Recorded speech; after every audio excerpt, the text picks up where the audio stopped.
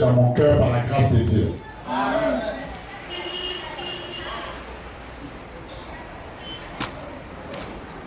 Et donc, je me mets toujours en sacrifice pour apporter quelque chose aussi à l'Église.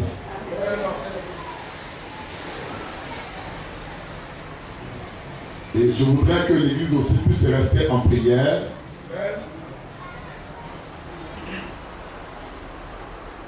Et que l'Église doit vraiment comprendre que le temps dans lequel nous vivons est un temps difficile.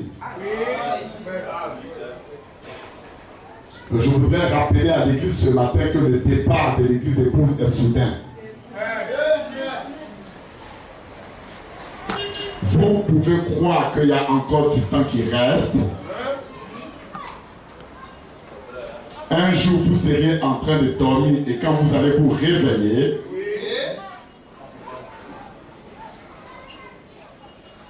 la Bible avait dit que du temps de Noé, donc avant même que le déluge ne puisse arriver, la Bible avait très bien précisé que les gens ne se doutaient absolument de rien.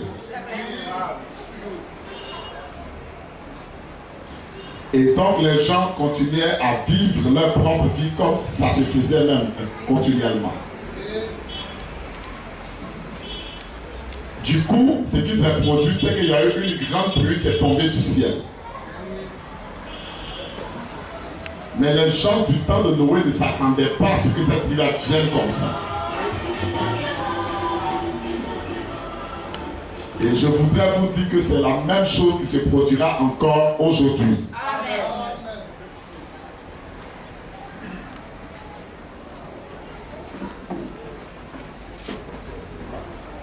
Ça nasit beaucoup. Ça nasit beaucoup.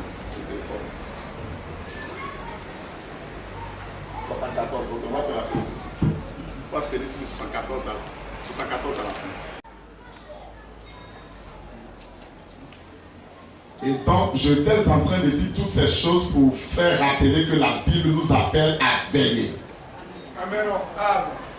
Et ensuite à rester dans la prière. Amen. Ceci, c'est pour que le jour là, quand ça arrivera, ça ne devienne pas l'improviste pour nous. Oui. Et le frère Branham avait insisté en disant ceci. Il dit que nous avons reçu une promesse dans cette période où nous vivons la fin. Et il a dit que la promesse que nous avons reçue de la parole de Dieu, c'est pour être parfait. Maintenant, il nous a enseigné et il nous a montré comment nous pouvons devenir parfaits.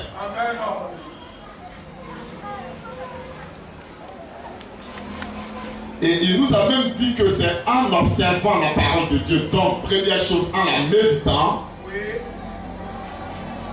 Et il a ensuite ajouté, c'est quand nous restons aussi dans la prière. Amen. Il dit, c'est quand nous faisons ces deux choses que nous progressons vers la perfection. Amen.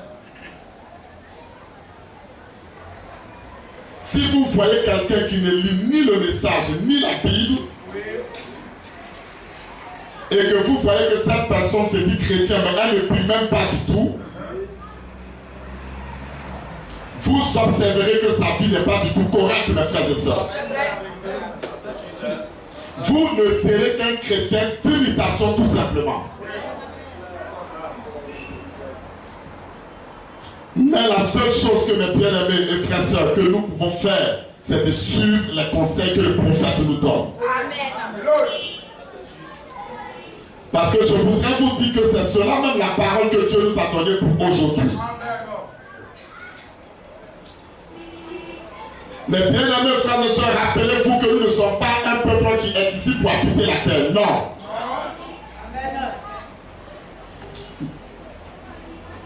Mais nous sommes un peuple qui est en voyage et nous allons quelque part de l'autre côté. Et je voudrais vous informer que là où nous allons, c'est là-bas qui est notre pays à nous. Que Dieu vous bénisse ce soir.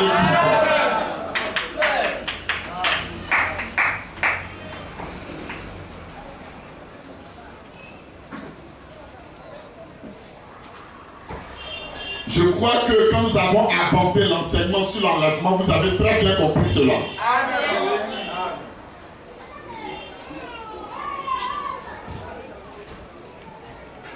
J'avais demandé qu'on puisse écrire des questions pour qu'on puisse répondre à ces questions aujourd'hui. J'ai reçu une seule question ici. Mais est-ce qu'il y a d'autres questions que vous avez là, dans vos mains, que vous souhaiterez qu'on puisse les répondre maintenant? Si vous les avez, vous pouvez les remettre au diacre et puis ils vont nous les apporter.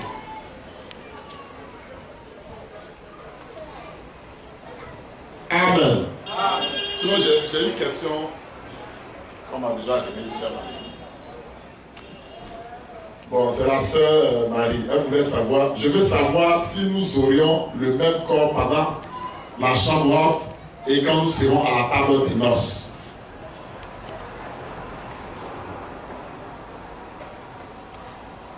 Et nous n'aurons pas le même corps, mais nous aurons un corps glorifié à la table des noces.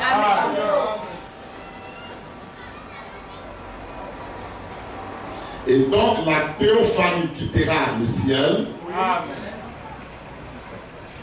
Et ça, ce que nous disons maintenant, c'est ce que la Bible dit. Et la Bible précise que ce changement se fera en un clin d'œil.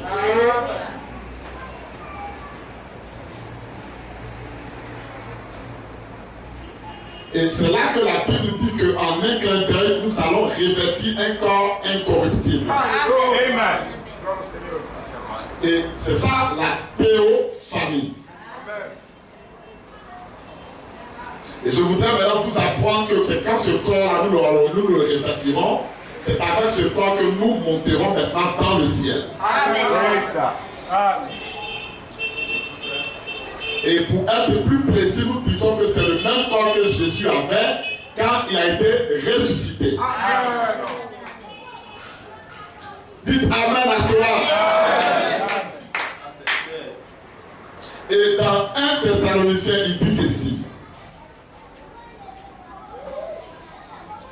Il dit, voici en effet ce que nous vous déclarons d'après la parole du Seigneur. Nous les vivants, restez pour l'avènement du Seigneur. Nous ne dévancerons pas ceux qui sont morts. Car le Seigneur lui-même, remarquez que ici ce n'est pas un prophète qui fera cela. Ce n'est même pas un prédicateur qui qu'il soit qui le fera. Ni même un apôtre qui qu'il soit, non. Mais ici, c'est la divinité lui-même, mes frères et sœurs. Et en d'autres termes, c'est Yahweh Dieu lui-même qui fera cela. C'est lui qui va accomplir un signal donné. C'est lui qui donnera le signal Dieu lui-même. Et rappelez-vous que la Bible dit ceci. La Bible avait dit personne ne connaît ni le jour ni l'heure quand le Seigneur viendra. Mais c'est Dieu lui-même qui connaît le jour et l'heure. Et comme lui, Dieu, il connaît le jour, pendant qu'il veut maintenant venir, il donnera un signal pour cela. Et c'est en ce moment, après ce signal qu'il donnera, il va crier de la même voix qu'avait ressuscité Lazare. C'est alors que les morts qui sont dans les tombeaux en Christ, ils seront ressuscités. Et au son de la trompette, lui, Dieu descendra du ciel.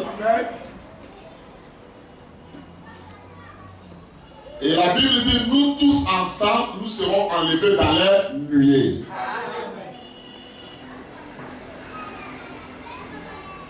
Et donc, ça veut dire que le corps que nous portons n'héritera pas le ciel.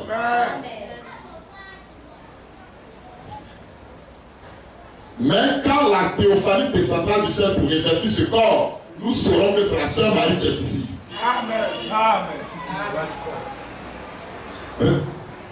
Remarquez aussi que quand l'apôtre Jean était monté dans le ciel, ça c'est dans l'Apocalypse au chapitre 4.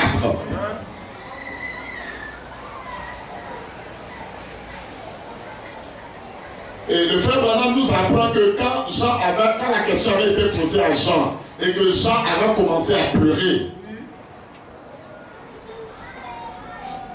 parce que Jean avait observé que l'humanité tout entière était dans la perdition totale. Il avait aussi remarqué que lui-même, Jean qui observait ces choses, était aussi perdu. Alors, souvenez-vous qu'il y a quelque chose alors qui se passait en ce moment. C'est là qu'un arbre céleste dans le ciel lui a dit ceci. Et là, l'arbre céleste lui a dit, Jean, s'il te plaît, ne pleure pas. Et il a précisé que quand le lion de la tribu de Juda a vaincu. Et ceci afin de prendre le livre et d'en rompre les sceaux. Alléluia. Et le frère Branham dit que quand il avait vu cela, il dit c'est là que Jean a vu le rideau s'ouvrir derrière le trône.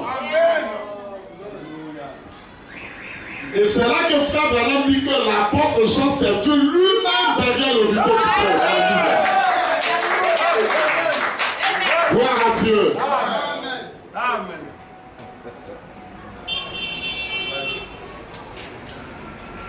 Je voudrais vous apprendre ce soir que vous avez déjà un autre corps avant de venir ici sur la terre. Et je voudrais même vous apprendre que c'est ce corps-là dans lequel vous étiez dans l'éternité. Ce corps de chair que vous voyez ici maintenant, Dieu nous a simplement donné ce corps et il a formé ce corps. Dieu l'a tout simplement fait afin que nous rentrions en contact avec la matière, tout ce qui est matériel. Parce que n'oubliez pas que maintenant nous vivons dans la troisième dimension qu'on appelle la matière. Mais remarquez maintenant ceci très précisément quand Jésus était sorti de la tombe. Remarquez que Jésus avait revêtu un autre corps de théophanie. Et observez que rien ne pouvait empêcher Jésus d'aller où il voulait aller. Alléluia! Parce qu'il était dans un corps qui traversait les murs. Et je voudrais vous apprendre ce soir que c'est dans ce corps-là que nous serions à l'enfer. Alléluia! Gloire à Dieu. Traverser la mur. Oh, nous sommes Est-ce que vous avez très bien compris ce point? Que Dieu puisse vous bénir. Il y a plusieurs citations où nous pouvons soutenir cela. Mais je crois que le peu que je vous ai communiqué tout à l'heure vous a soulagé. Oui, mais elle avait posé la question, est-ce que le corps qui est dans la chambre haute sera pareil au corps qui est dans à la table des noces? Le corps dans la chambre haute, c'est-à-dire que quand on aura... Bon, je n'ai pas la question que tu comprennes bien. Je veux savoir si nous aurions le même corps pendant la chambre haute et quand nous serons à la table des noces.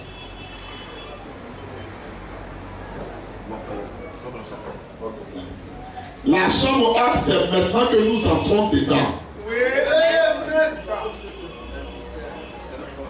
Et je voudrais rappeler à l'église que notre chambre haute, c'est le corps mystique du Seigneur Jésus-Christ.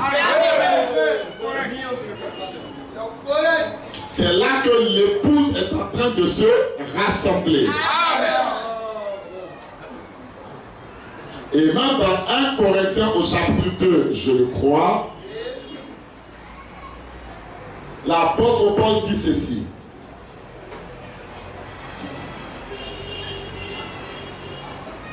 Oui, mais tu peux attendre un instant. Non, il y a. L'équipe là.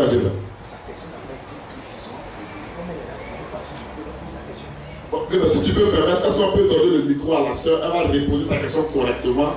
Puisque selon ce qu'elle a écrit, je pense qu'elle dit que c'est pas comme ça qu'elle voulait poser la question. Voilà. Ok,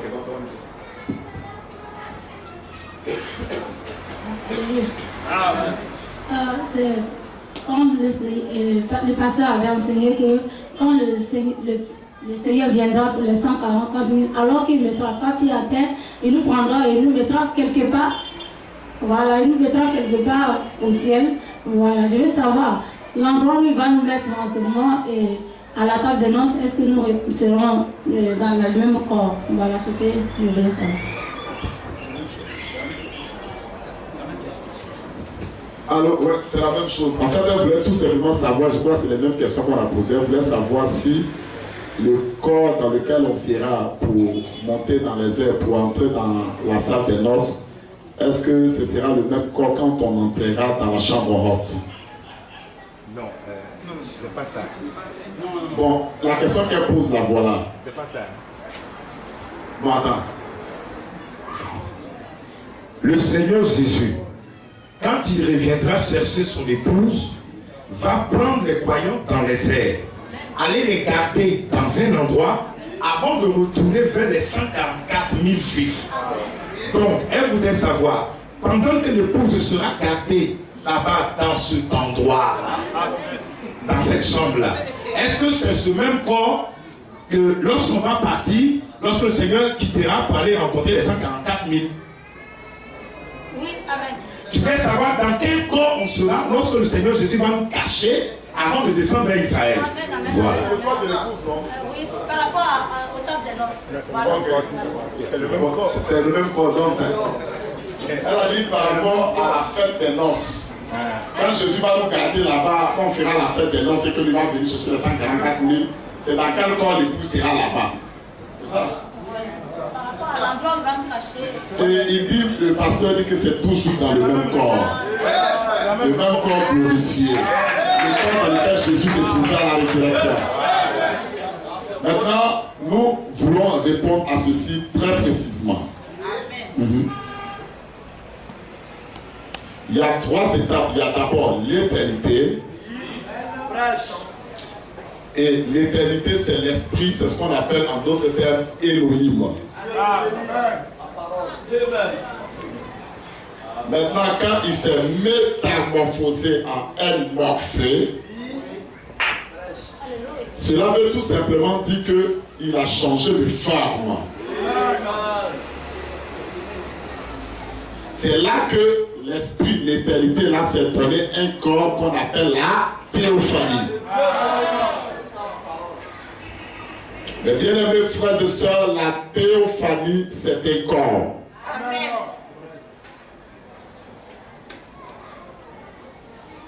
Remarquez aussi ceci que Adam, quand il était dans le jardin d'Éden, il voyait Dieu face à face dans ce corps de théophanie. Et donc Adam pouvait manger avec Dieu. Il écoutait la prédication que Dieu apportait. Toujours dans le corps de théophanie dans lequel se trouvait Dieu. Amen.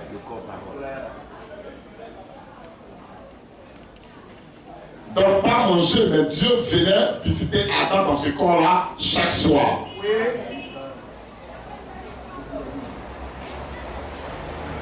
Alors la question que vous allez me poser, mais comment Adam faisait? Je voudrais vous informer ce soir que Adam voyait Dieu dans ce corps-là tout à fait.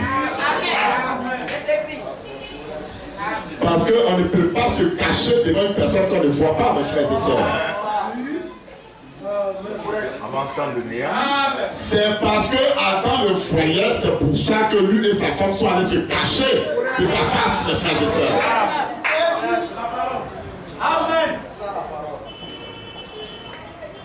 Et donc la théophanie aussi qui était un corps, lui aussi était à la recherche d'Adam en ce moment-là. Mais l'esprit qui était présent théophanie savait précisément où Adam se trouvait. Donc nous répétons en disant que la théophanie était corps.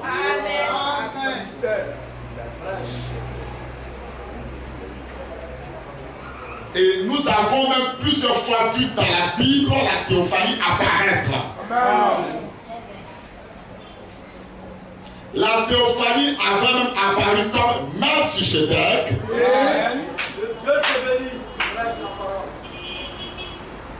On peut même voir plusieurs versets de l'écriture où Dieu s'est présenté dans plusieurs formes de corps, mais nous nous limitons là aujourd'hui. Maintenant, la troisième manifestation de Dieu après l'éternité et ce corps de théophanie, la troisième manifestation qui a eu lieu, c'est dans le corps de chair. Donc Dieu quitte l'étape de l'esprit et il devient un corps théophanique. Là, précisément, mes frères et sœurs, je voudrais vous apprendre que c'est le commencement de toutes choses.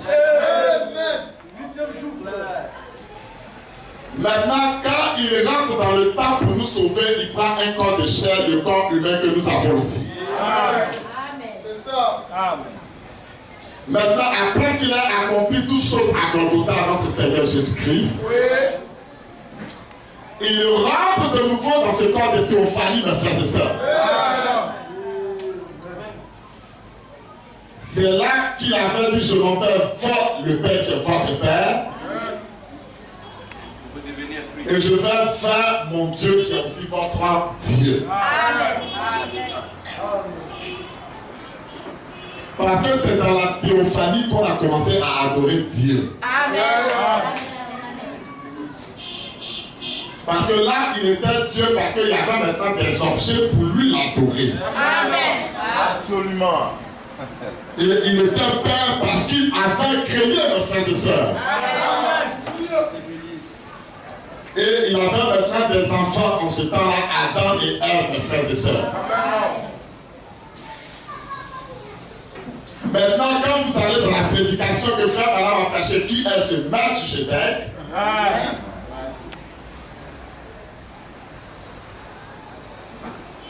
c'est là que vous allez trouver ce mystère que Adam a quitté l'esprit pour entrer directement dans ce corps de chair dans lequel vous êtes.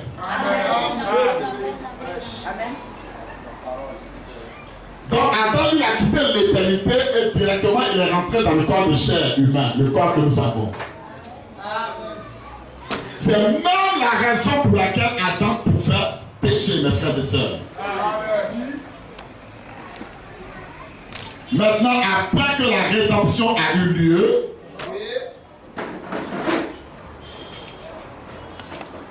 c'est là que Jésus nous a montré maintenant le chemin pour retourner à ce corps de théophanie là.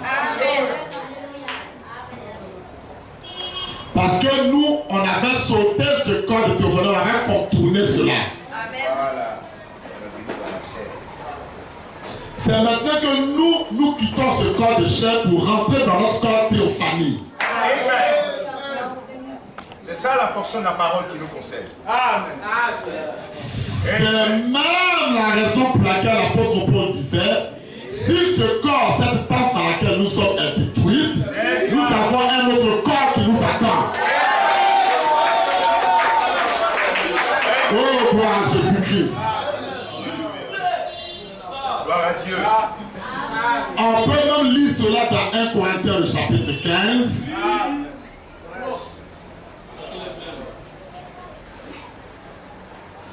Corinthiens le chapitre 15.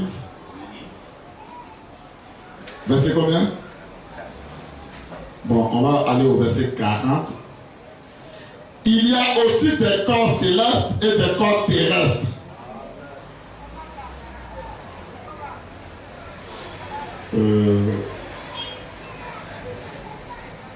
Au 35, hein. Mais quelqu'un dira, comment les morts ressuscitent-ils? Et avec quel corps reviennent-ils? Insensé. Ce que tu sèmes ne répand point vie s'il ne meurt. Et ce que tu sèmes, ce n'est pas le corps qui naîtra, c'est un simple grain de blé, peut-être ou de quelque autre sémence. Puis Dieu lui donne un corps comme il lui plaît. Et à chaque semence, il donne un corps qui lui est propre. C'est ça. Toute chair n'est pas la même chair. Mais autre est la chair des hommes. Autre est celle des quadrupèdes, celle des oiseaux, autre celle des poissons. Il y a aussi des corps célestes et des corps terrestres. Mais autre est l'écart des corps célestes, autre celui des corps terrestres. Autre est l'éclat du soleil, autre l'éclat de la lune, autre l'éclat des autels, des étoiles. Même une étoile diffère à l'éclat d'une autre étoile. Ainsi en est-il de la résurrection des morts. Le corps est semé corruptible et il ressuscite incorruptible. Il est semé méprisable, il ressuscite glorieux. Il est semé infime, il ressuscite plein de force. Il est semé corps animal, il ressuscite corps spirituel. S'il y a un corps animal, il y a aussi un corps spirituel. C'est pourquoi il est écrit le premier homme, Adam, devient une âme vivante. Le dernier Adam est devenu un esprit purifiant. Mais ce qui est spirituel n'est pas le premier, c'est ce qui est animal. Ce qui est spirituel vient ensuite. Le premier homme tiré de la terre est terrestre. Le second homme est du ciel. Tel est le terrestre, tels sont aussi les terrestres. Tel est le céleste, tels sont aussi les célestes. De même que nous avons porté l'image du terrestre, nous porterons aussi l'image du céleste. Ce que je dis, frère, c'est que la chair et le sang ne peuvent hériter le royaume de Dieu. Et que la corruption n'hérite pas l'incorruptibilité. Voici, je vous dis un mystère. Nous ne mourrons pas tous, mais tous nous serons changés. En un instant et en un clin d'œil, à la dernière trompette, la trompette sonnera et les morts en Christ ressusciteront incorruptibles. Et nous serons changés. Car il faut que ce corps corruptible revête l'incorruptibilité et que ce corps mortel revête l'immortalité. Lorsque ce corps corruptible aura revêtu l'incorruptibilité et que ce corps mortel aura revêtu l'immortalité, alors s'accomplira la parole qui est écrite: la mort a été engloutie dans la victoire. Oh mort, où est ta victoire? Oh mort, où est ton aiguillon? L'aiguillon de la mort, c'est le péché, et la puissance du péché, c'est la loi. Mais grâce soit rendue à Dieu qui nous donne la victoire par notre Seigneur Jésus-Christ. Ainsi, mes bien-aimés, soyez fermes, inébranlables, travaillant de mieux en mieux à l'œuvre du Seigneur, sachant que votre travail ne sera pas vain dans le Seigneur.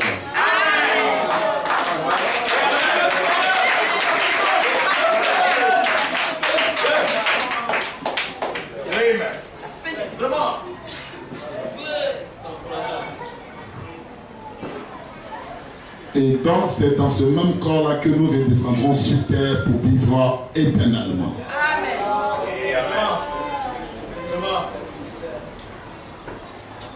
Et maintenant, quand nous montons dans l'enlèvement, c'est au ciel que nous allons, mes frères et sœurs.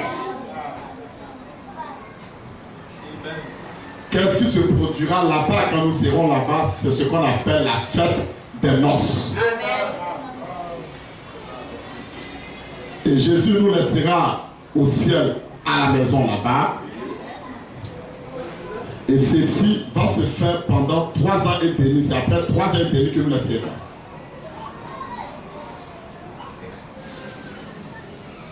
Et pendant ces 3 ans et demi là, ce sera sur la terre la prédication de l'évangile envers les Juifs.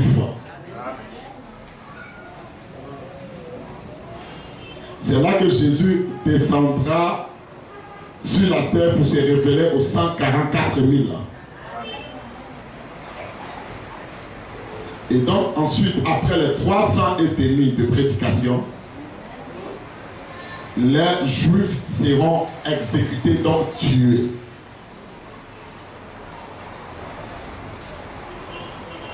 C'est là qu'ils nous rejoindront au millénium. Et c'est au-dessus de Jérusalem qu'on se rassemblera. Et c'est au-dessus de la Jérusalem que nous nous rassemblerons tous pour le millénium. Le mot millénium veut tout simplement dire le règne de 1000 ans. Mais bien aimés frères et sœurs, remarquez que Adam n'a pas vécu 1000 ans sur la terre. Amen. Parce que Dieu avait dit que le jour où tu vas manger ce fruit-là, il dit c'est le même jour que tu vas mourir. Et je voudrais vous informer que c'est le même jour où Adam a mangé, c'est le même jour qu'il est mort. Et si vous lisez la Bible, vous verrez que Adam a fait 9 et quelques ans. Il n'a pas atteint 1000 ans. Adam n'a pas pu atteindre 1000 ans. Parce que la Bible avait déjà dit qu'un jour est comme 1000 ans devant les yeux de l'Éternel. 1000 ans, elles sont comme un jour devant l'Éternel. Adam n'a pas pu faire 1000 ans, mes frères et sœurs. Que Dieu vous bénisse ce matin. Est-ce qu'il y a encore une autre question qui vient à l'esprit à quelqu'un ici sur le sujet?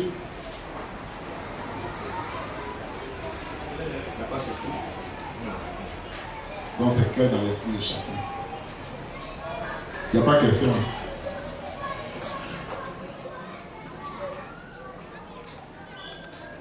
Qui vous vient à l'esprit et que vous ne voulez pas écrire, on vous donne directement le micro et vous posez la question. Bon, Frère Blé veut poser question. Frère Blé. Tu n'as pas deux micros ici.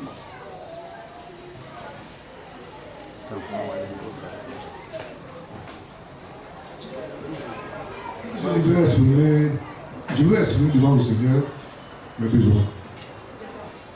Parce que ce n'est pas tout le temps. C'est une question que je suis en train de vous poser. Je voudrais... Comment? Sur le sujet de l'enlèvement. Oui, si. Sur le sujet de l'enlèvement, monsieur. C'est-à-dire, je veux exprimer mes besoins. Est-ce que je n'ai pas le... Est-ce que je ne peux pas prendre tout le temps pour le faire? Parce que la Bible dit que soucions-nous sincèrement du ciel. Bon, là, je suis devant l'autel. Je suis en train de demander à Dieu et je voudrais vraiment exprimer mes besoins. Est-ce que je ne peux pas le faire pendant au moins 30 minutes dans le temps? Dans la prière, quoi? Oui, dans la prière, justement. Voilà.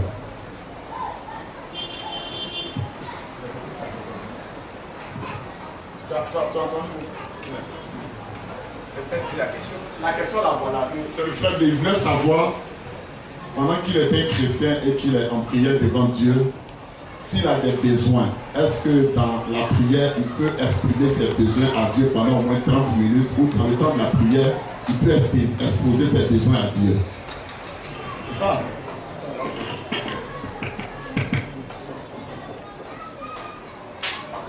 Je voudrais dire à mon bien-aimé que la question qu'il pose ne concerne pas l'enlèvement, mais je vais quand même répondre à sa préoccupation. Maintenant, quand nous prenons Matthieu au chapitre 6,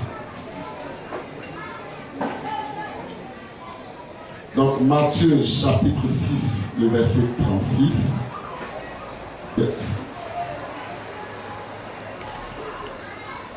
Ok, verset... Il n'y a pas de 36, hein? Non, 33. Cherchez premièrement le royaume et la justice de Dieu, et toutes ces choses vous seront données par-dessus. Ne vous inquiétez pas du lendemain, car le lendemain aura soin de lui-même. À chaque jour suffit sa peine. C'est fini. Ouais, je peux venir au verset 32 si tu le souhaites.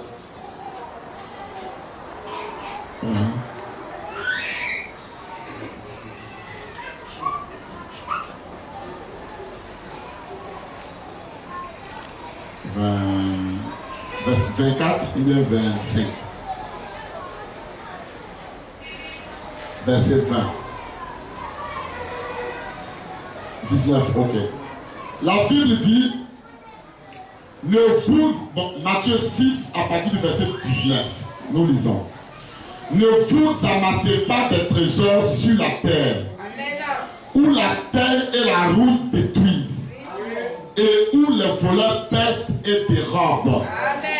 Mais amassez-vous des trésors dans le ciel, où la terre... Or, ces trésors, les trésors dont la Bible parle, c'est la théophanie dont nous venons tout à l'heure de parler. Et donc, le corps là que nous allons revêtir, qui est la parole.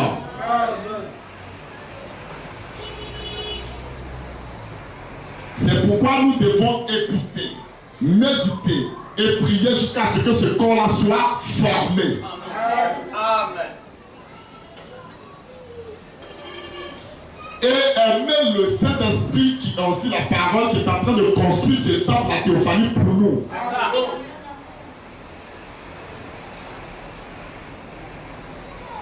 C'est même la raison pour laquelle Jésus a dit, je m'en vais vous préparer une place dans le royaume de mon Père.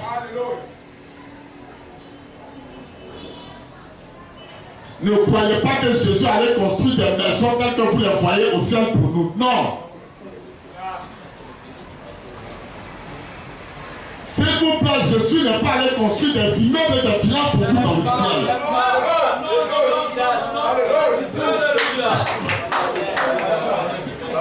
La promesse qu'il est allé préparer une place veut tout simplement dire qu'il est allé préparer la théophanie pour nous. Alléluia. Dites amen à cela.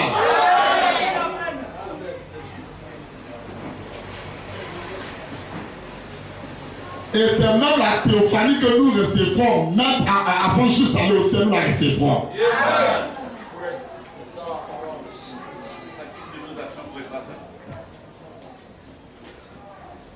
Mais bien aimés frères et sœurs, quand Adam était dans le jardin d'Éden au commencement, il n'avait pas de maison, pas même de peuple. S'il vous plaît, vous remarquerez que les maisons construites sont venues après.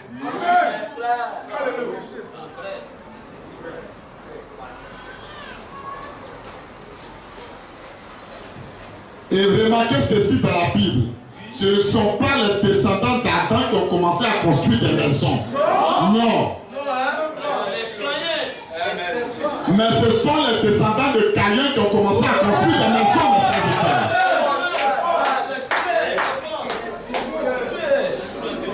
Et vous remarquerez aussi ceci dans la Bible. Jusqu'au temps d'Abraham, il n'habitait que dans les tentes.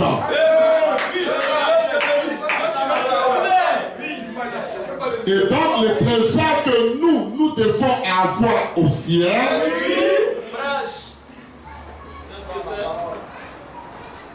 et ce trésor-là, c'est la parole et l'esprit de frère et sœur. C'est pourquoi la Bible dit que notre esprit est caché en Jésus-Christ. Il dit c'est caché au ciel là-bas avec Jésus-Christ, notre esprit.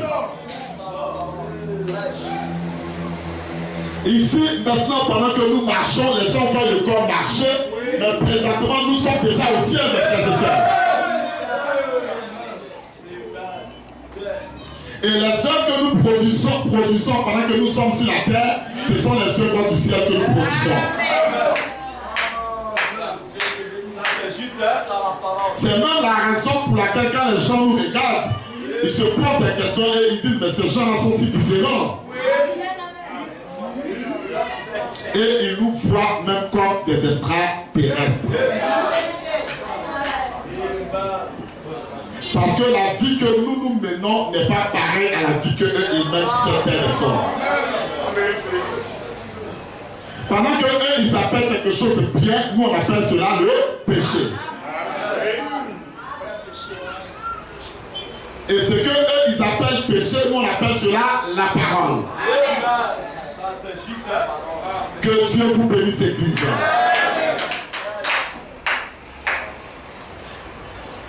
Et donc, le trésor que nous devons amasser au ciel, c'est le trésor de Dieu, le baptême du Saint-Esprit. Et c'est ça qu'on appelle en d'autres termes les bonnes œuvres des saints. Maintenant, nous continuons la lecture. Ne vous amassez pas de trésors sur la terre où la terre et la route détruisent et où les voleurs percent et dérobent. Mais amassez-vous des trésors dans le ciel où la terre et la route ne détruisent point. Et où les voleurs ne percent ni ne dérobent. Car là où est ton trésor, là aussi sera ton cœur. Et nous, notre trésor, c'est le Seigneur Jésus-Christ. Et là-bas à Lyon, nous chantons un cantique. J'ai trouvé un trésor précieux. Et ce trésor que j'ai trouvé, je le garde précieusement dans mon cœur. Il dit, cet amour que Dieu m'a donné. Parce que frère, n'oubliez pas que Jésus-Christ est l'amour de Dieu. Amen. Peut-être que nous viendrons avec votre bien-aimé frère David ici à Abidjan et on va apprendre ce cantique ensemble avec lui. Amen. La Bible dit que l'œil est la lampe du corps et si ton œil est en bon état, tout ton corps sera éclairé. Mais si ton œil est en mauvais état, tout ton corps sera dans les ténèbres. Si donc la lumière qui est en toi est ténèbres, combien seront grandes ces ténèbres? Nul ne peut servir deux maîtres car ou il haïra l'un et aimera l'autre. Ou il... ici, la lampe c'est le prophète. Plutôt l'œil c'est le prophète, l'œil. Et la lampe que nous avons, c'est la parole prophétique. Et le corps dont il parle ici, c'est ton âme que tu as. Maintenant, si le prophète qui emmène la parole prophétique pour ton âme est en bon état avec toi qui écoutes cette parole, la Bible dit que tout ton corps, tous tes actes seront éclairés. Et tu deviendras une bénédiction pour le Dieu Tout-Puissant. Parce que la Bible avait déjà mentionné que celui qui reçoit un prophète en qualité de prophète, il reçoit la récompense d'un prophète. Alléluia. Mais bien aimé frère et sœur, Josué avait reçu Moïse comme un prophète. Il n'avait pas reçu Moïse charnellement comme ça. Il avait reçu le message que Moïse avait amené, mes frères et sœurs. Et Josué avait cru dans le message que Moïse avait donné. Et je voudrais vous dire que nulle personne ne pouvait tenir devant Josué. Ah, ce que Josué était en train de faire, c'était l'image de notre époque. Moïse aussi, c'était l'image de notre période ici, mes frères et sœurs. Je voudrais vous dire que Dieu nous a envoyé plus qu'un Moïse aujourd'hui. Il nous a même donné la lumière qui brille plus que la lumière du temps de Moïse. Moïse avait vu les choses que nous vivons aujourd'hui par vision. Mais nous connaissons toutes ces choses depuis l'éternité jusqu'à l'éternité qui arrive. Nous sommes, s'il vous plaît, rentrés dans l'éternité. Et ensuite, nous sommes sortis et nous sommes dans le temps. Et mes bien-aimés frères et sœurs, bientôt, nous rentrerons de nouveau dans l'éternité de ces jours-là. Maintenant, si ton œil qui est le prophète William Branham et le message qu'il a apporté, qui est le message prophétique d'aujourd'hui, maintenant, si tu crois cela avec ton cœur, mon frère et ma soeur, et que tu manifestes cette parole réellement dans ta vie, la Bible dit sans embâche, ton corps sera éclairé. Il précise que ton âme sera éclairée. Maintenant, si tu rejettes ce que le prophète dit, et que tu rejettes aussi la parole prophétique donnée par le prophète, et je voudrais vous informer que beaucoup de gens ont déjà rejeté la parole prophétique. Même du temps de Jésus sur la terre, beaucoup avaient rejeté sa parole. Parce que eux-mêmes avaient leur propre parole à eux. Oui, c'est ça.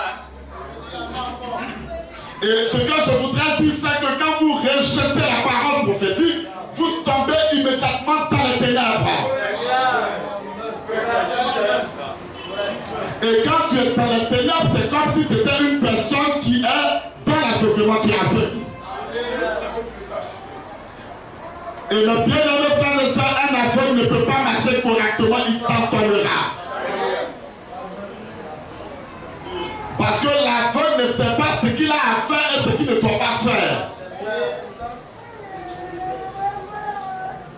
Il ne sait même pas quelle est la couleur d'habit qu'il veut porter ou qu'il ne pourra pas porter.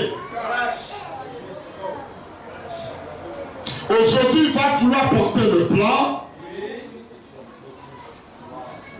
Et mais ceux qui vont venir l'habiller peuvent l'habiller en noir.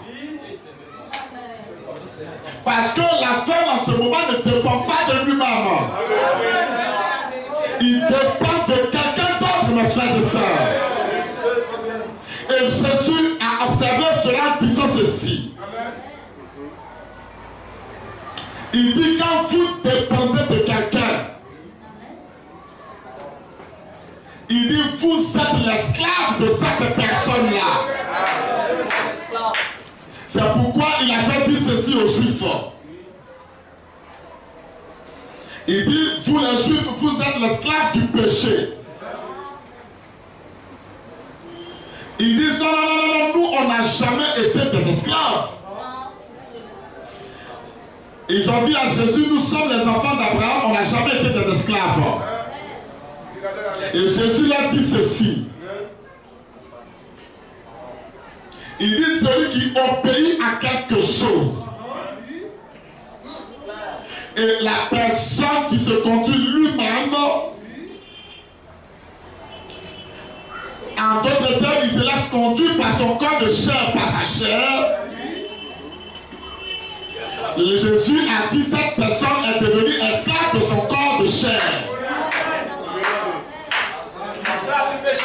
Or, vous savez tous ici que le corps que nous avons appartient à quelqu'un d'autre. Amen et amen.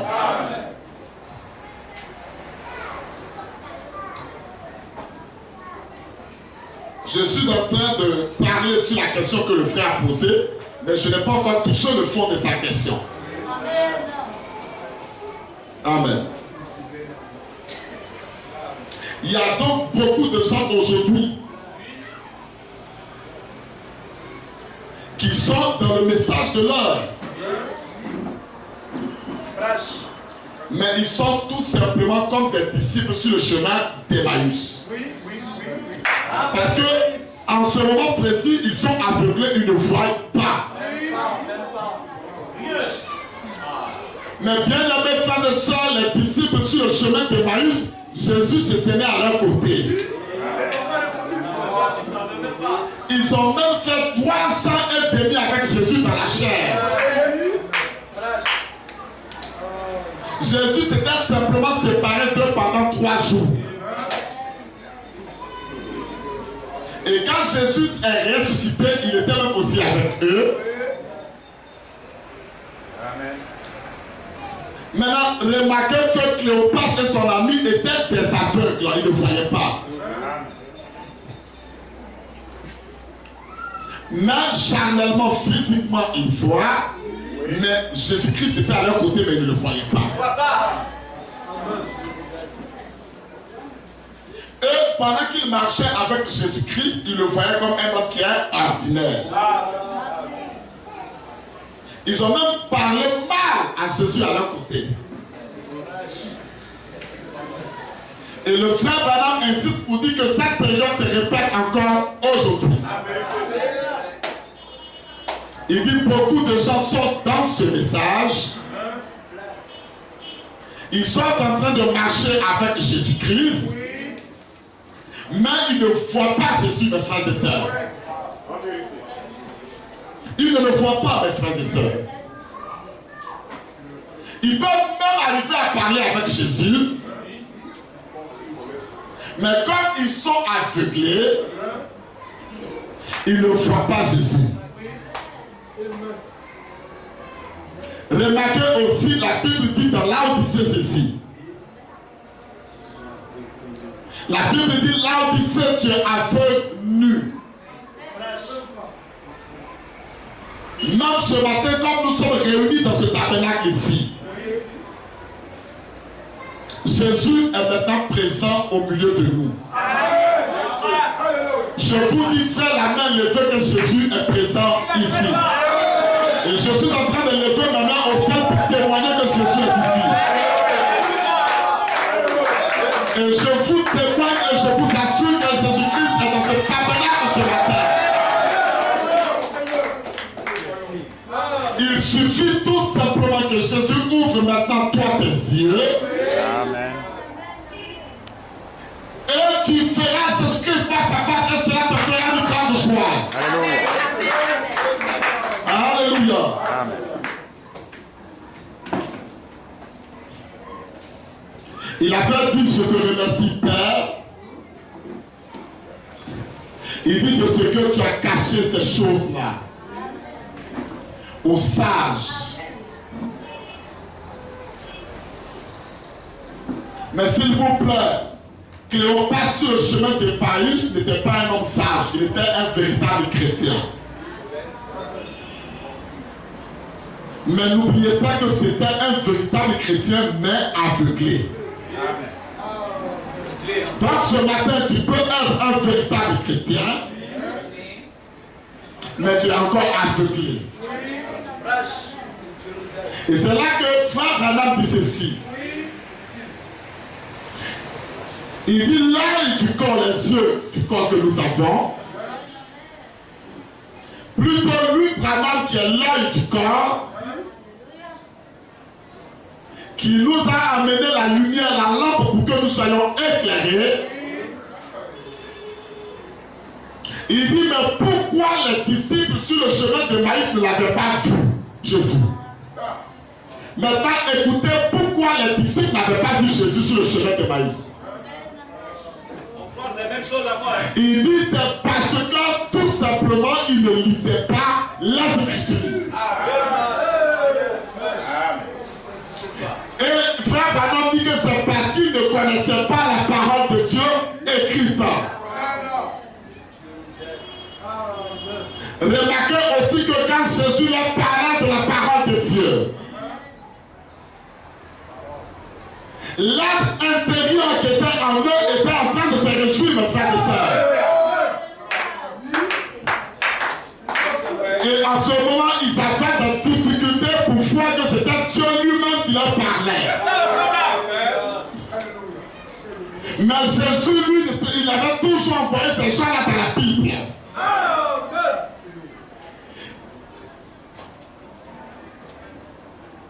Il dit, sondez les Écritures et vous saurez que les Écritures rendent témoignage de moi. Mais bien aimés frères et sœurs, si les disciples avaient réellement sondé la Bible et qu'ils méditaient constamment la Bible, ils allaient savoir que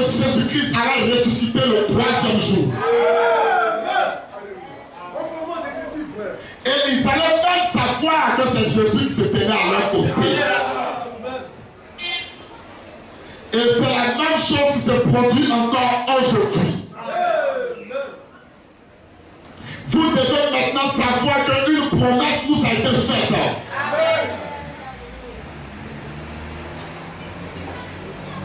Et que la même chose qui s'est fait voir avant la destruction de Sodome et Gomorrhe,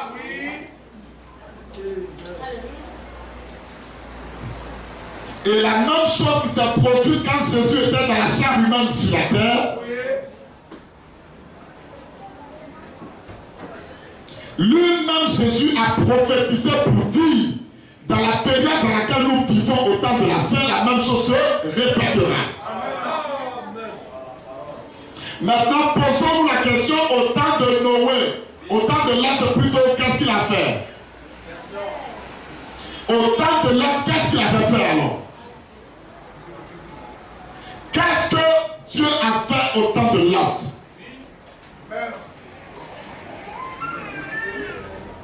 Qu'est-ce que Dieu avait fait pour amener le bonheur à un groupe de gens qui se trouvaient sur la terre?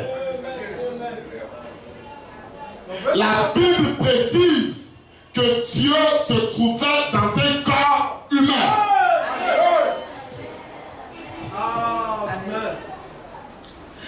Afin d'accomplir la promesse qu'il avait donnée à Abraham, son serviteur.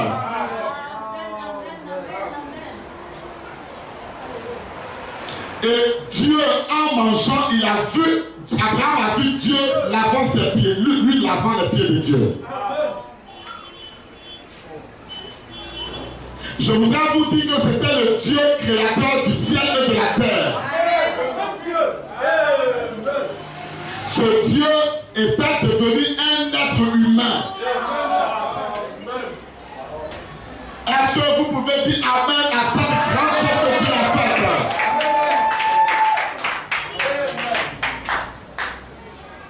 Et la deuxième fois, mes frères et sœurs, il est devenu un être humain dans le ventre de Marie. Et c'est là qu'il est né comme Jésus-Christ. Et c'est un homme qui a mangé. C'est aussi un homme qui a bu, mes frères et sœurs. C'est même un homme qui est allé jusqu'à pleurer aussi. C'est même un homme qu'ils ont pris au poteau et ils l'ont crucifié.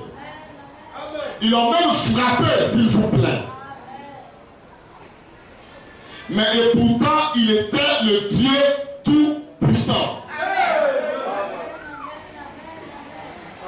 Et c'est la même personne, s'il vous plaît, qui était venue chez Abraham là-bas. Mais dans la période, dans le temps où il est venu comme Jésus-Christ, là-bas c'était pour accomplir l'œuvre de Golgotha pour payer le prix pour nos péchés.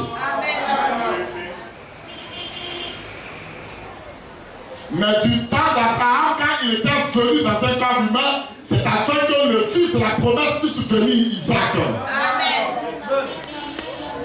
Mais nous n'oublions pas et nous savons que Dieu se manifeste en trois. C'est pour ça que Dieu lui-même nous a promis de nouveau. Il a dit qu'il viendra de nouveau. Lui, Dieu, dans le temps dans lequel nous vivons, vous et moi. Et maintenant, si vous voulez connaître la portion de l'Écriture qui le dit, c'est dans Luc au chapitre 17, le verset 30.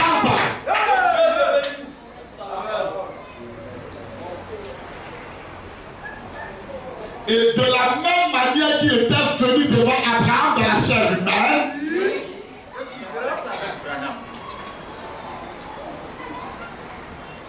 et de la même façon qu'il était aussi venu dans un corps humain au travers de Jésus-Christ, aujourd'hui, le temps dans lequel nous vivons maintenant, aujourd'hui, Dieu, de nouveau, doit se révéler dans une chair humaine encore. Amen. Alléluia. Vraiment, ça c'est du chinois pour quelques-uns ici. Là, si on peut avancer nos frères et sœurs. Aujourd'hui encore, mes bien-aimés, il doit être de nouveau dans une chair humaine. C'est ça, c'est clair. Et s'il vous plaît, il doit manger comme il avait mangé quand il se trouvait chez Abraham. Et n'oubliez pas qu'il doit manger encore comme il avait mangé dans le temps de Jésus-Christ. Et il va produire les mêmes caractéristiques qu'il avait produit quand il s'était apparu chez Abraham là-bas. Et les mêmes caractéristiques qu'il avait produites devant la femme samaritaine,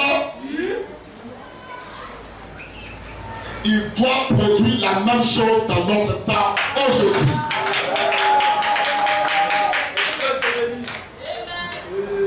Parce que la Bible a déjà déclaré que Jésus-Christ est le même, hier et éternellement. Et aujourd'hui. Et dans Malachie au chapitre 3, la Bible dit que Dieu ne change pas.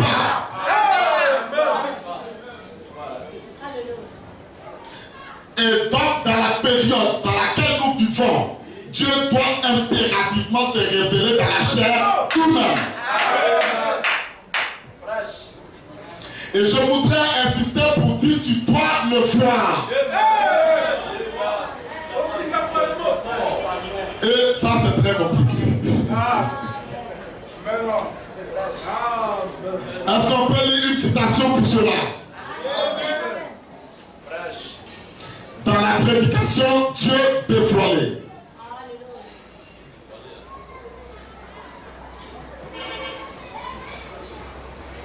Est-ce que l'église est avec moi ce matin? Amen.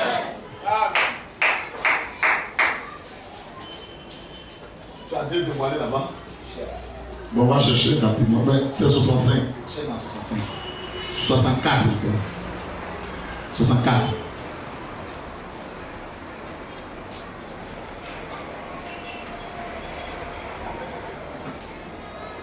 Est-ce que la parole de Dieu vous fait du bien? Amen.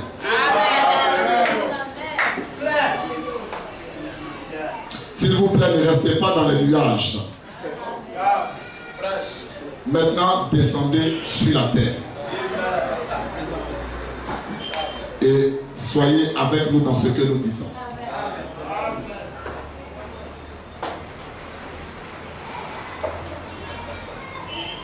On allait voir vraiment une très grande prédication aujourd'hui, mais je crois que prochainement on le verra. Et j'ai même remarqué que vous êtes déjà mûrs.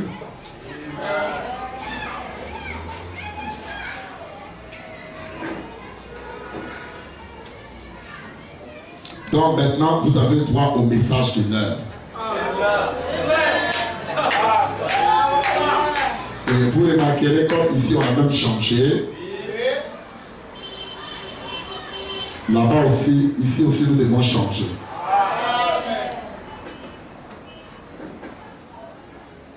Parce que le frère Branham avait montré que c'est cette parole qui mettra la différence. Nous, ce que nous voulons, c'est la différence entre nous et la dénomination.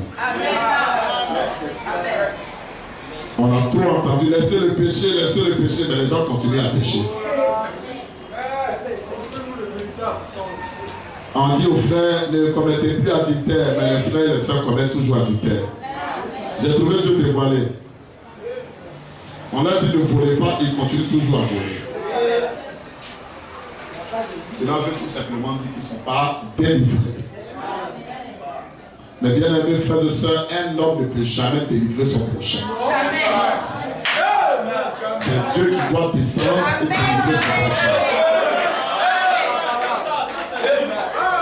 Et je voudrais dire que dans ce temps dans lequel nous vivons, Dieu est descendu lui-même pour nous visiter. Et c'est quand tu vois Dieu que tu es délivré. Dites Alléluia et Amen.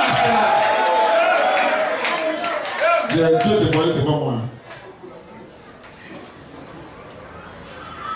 Amen. J'ai Dieu dévoilé. Nous allons directement au paragraphe 33 de Dieu dévoilé que nous lisons. Bon, l'homme a toujours, c'est dans la nature de l'homme, il a cherché à voir physiquement ce Dieu-là.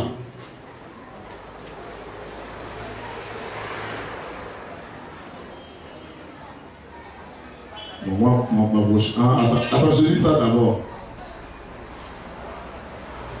La foi, ça ne s'explique pas, c'est pas, et c'est l'apôtre qui a fait, non, pas. 32, ce matin, c'est Dieu. Mon sujet,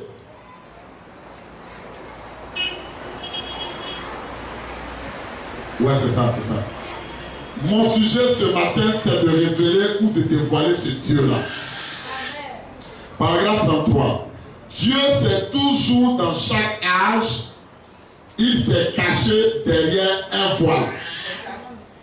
Dans tous les âges, mais il a quand même toujours été Dieu. Voyez? Mais il s'est tenu caché du monde. Et il se révèle à ses élus. Par exemple, les apôtres. À cette époque-là, c'était Dieu qui parlait en Christ. Amen. Est-ce que vous avez compris cette citation?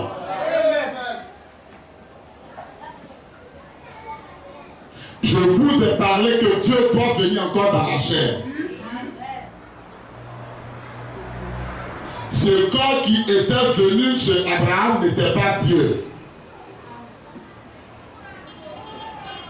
Mais je voudrais vous informer que Dieu lui-même s'était caché dans ce corps-là pour venir vers Abraham. Je veux dire ce matin que le corps de Jésus n'était pas Dieu. Mais Dieu était dans ce corps de Jésus sur lui-même. Maintenant, dans ce temps, dans lequel nous vivons, selon Luc 17, chapitre 17 au verset 30, Dieu doit de nouveau se cacher dans un corps, frère et sœur. Afin de faire quoi? Se révéler à ses élus. Ce n'est pas n'importe qui qui verra Dieu en ce moment-là qui croira. Non. C'est seulement les élus qui verront Dieu en ce moment-là et qui croiront. Parce que c'est à ces élus que Dieu se révèle dans ce corps-là. Alléluia. Dites Amen à cela. Bon, l'homme a toujours, c'est dans la nature. Ok, c'est ça. C'est dans la nature de l'homme, il a cherché à voir physiquement ce Dieu. Il a toujours voulu le voir. L'homme a façonné des créatures. Bon, c'est tout un décor. Ok, je continue ici. C'est dans la nature de l'homme. Voilà, il a cherché à voir, il a toujours voulu le voir. L'homme a façonné les créatures qui lui ressemblent. Les Indiens adoraient le soleil et nous trouvons en Afrique différentes formes d'animaux et tout. Et là-haut, le mât totémique en Alaska et différentes formes qui, selon eux, représenteraient ce Dieu. Comme Paul le disait à Athènes cette fois-là, à l'aéropage, il leur a dit qu'ils étaient superstitieux quant à ce Dieu inconnu, dont ils savaient qu'il était là, mais ils ne connaissaient pas, pourtant pas. Et alors nous voyons même à une époque aussi. Ok. Il a même montré que quand l'apôtre Paul était allé dans un endroit qu'on appelait l'aéropage, il dit que Paul avait trouvé que des gens adoraient un Dieu inconnu. Et Paul dit que les gens croyaient que ce Dieu était toujours là, mais eux, ils ne voyaient pas ce Dieu-là. Mais en réalité, Dieu est toujours là, mais les gens ne le voient pas et ils ne le connaissent pas. Mais la question là, voilà, pourquoi les gens ne connaissent pas Dieu aujourd'hui? Parce que Dieu chaque jour se cache dans le corps des humains. Et je voudrais dire qu'il est dans le corps des humains, il reste toujours Dieu. Oh, tout est grand amen à cela.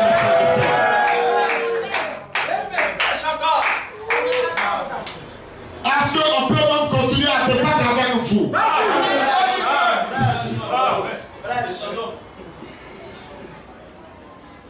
Ou bien on répond à la question du frère Blé. Ou on continue ce que nous sommes en train de dire. Ah, le frère dit qu'on continue. On va attendre la fin.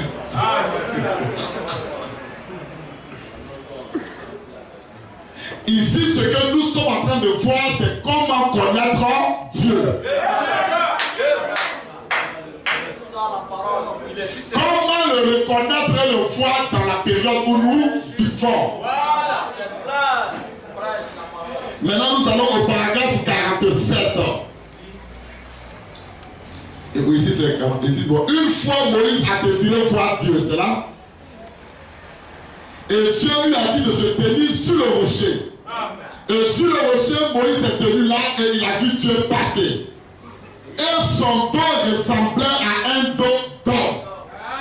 Dieu était dans un tourbillon. Et Dieu, pendant que Moïse se tenait sur le rocher. Mais bien aimés frères et sœurs, si vous comprenez cette déclaration.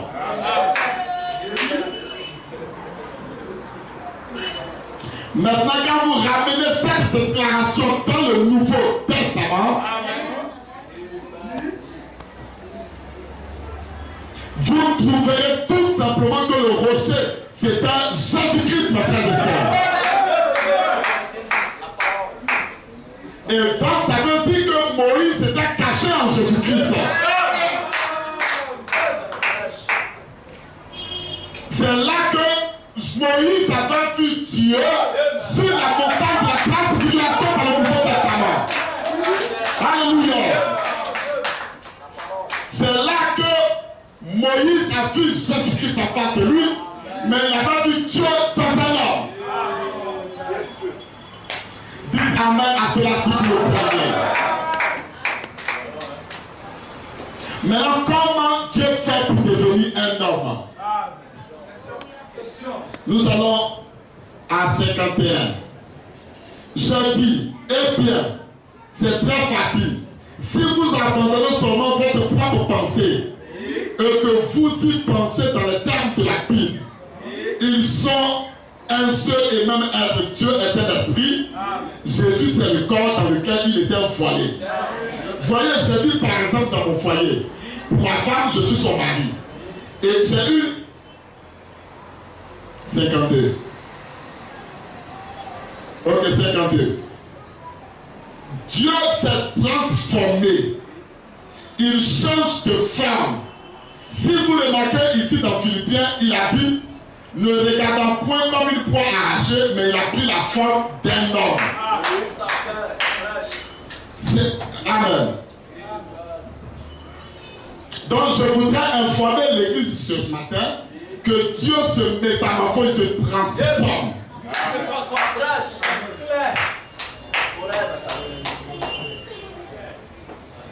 Le frère Branham dit que transformer dans le mot grec, ça veut dire être morphé.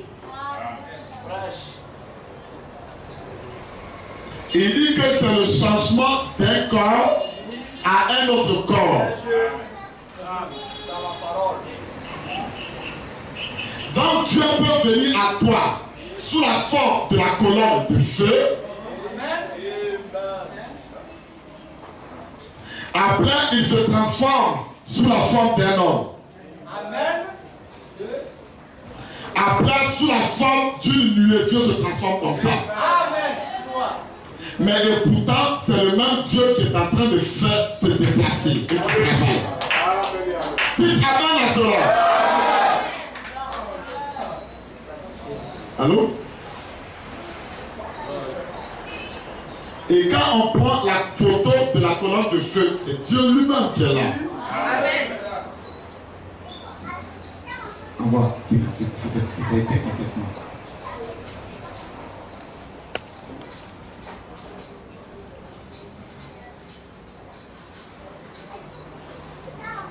Ouais, je cherche là.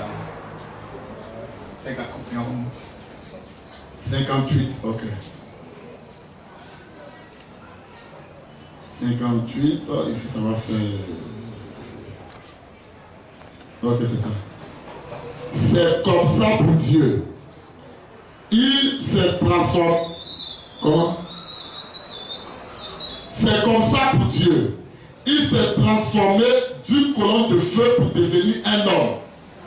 Ensuite de là, il s'est transformé et il est redevenu un esprit pour pouvoir habiter dans l'homme. Dieu agissant dans l'homme, montrant ce qu'il était réellement. Jésus-Christ, c'était Dieu agissant dans l'homme.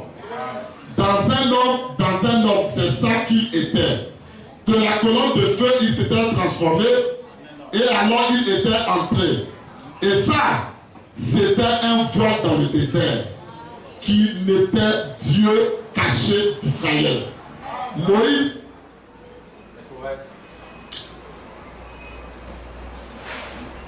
et Frère Branham dit que la colonne de feu était un voile qui cachait Dieu devant Israël.